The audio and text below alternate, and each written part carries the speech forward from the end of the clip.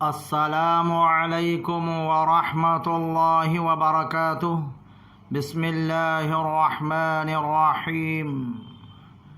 حضرت مولانا جلال الدین رومی رحمۃ اللہ علیہ کے قول۔ حضرت جلال الدین رومی رحمۃ اللہ علیہ جب اللہ تعالیٰ کسی کی رسوائی چاہتا ہے اور اس کو پاک لوگوں پر لعن طعن کرنے کی طرف مائل کرتا ہے، کتنے ہی متقی ہو جاؤ مگر نفس سے کبھی بے فکر نہ ہونا۔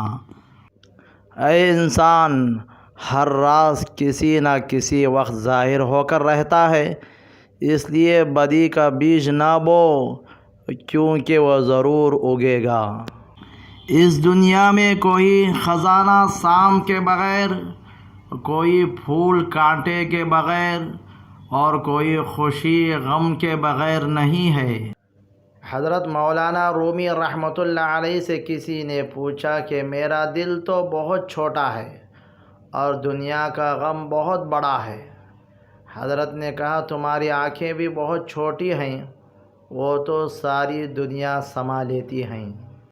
اللہ تعالیٰ کی طرف سے مشکلات تنبیہ کے لیے آتے ہیں یا عین رحمت ہوتے ہیں تاکہ تجھے غفلت سے بیداری حاصل ہو۔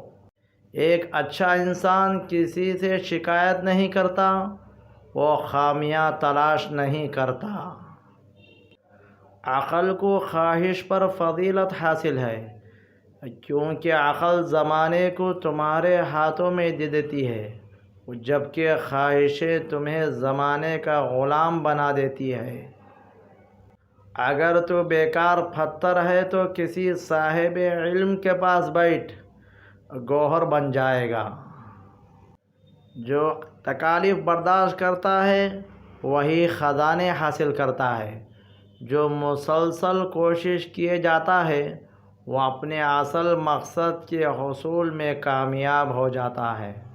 گزری ہوئی پاک ہستیوں کا ذکر باعث ثواب ہے اور گنہگاروں کو عذاب سے رہائی دلاتا ہے۔ اپنے اندر تبدیلی کی کوشش کرنی چاہیے۔ اولیاء اللہ کی صحبت اختیار کر، تیرے اندر تبدیلی پیدا ہو جائے گی۔ دوست وہ ہے جو تمہیں اس وقت پسند کرے جب تم کچھ بھی نہ ہو۔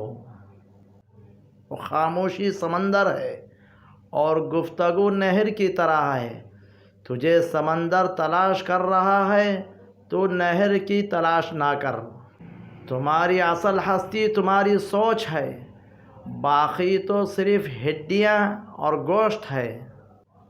تمہارے چاہنے سے کچھ نہیں ہوتا جب تک اللہ نہ چاہے۔ اللہ تک پہنچنے کے بہت سارے راستے ہیں، لیکن میں نے اللہ کا پسندیدہ راستہ مخلوق سے محبت چنا ہے۔ میں نے بہت سے انسان دیکھے ہیں جن کے بدن پر لباس نہیں ہوتا، میں نے بہت سے لباس دیکھے ہیں جن کے اندر انسان نہیں ہوتا۔ رسول اللہ صلی اللہ علیہ وسلم سے پوچھا گیا سب سے افضل انسان کون ہے؟ آپ صلی اللہ علیہ وسلم نے فرمایا ہر وہ شخص جو دل کا صاف اور زبان کا سچا ہو۔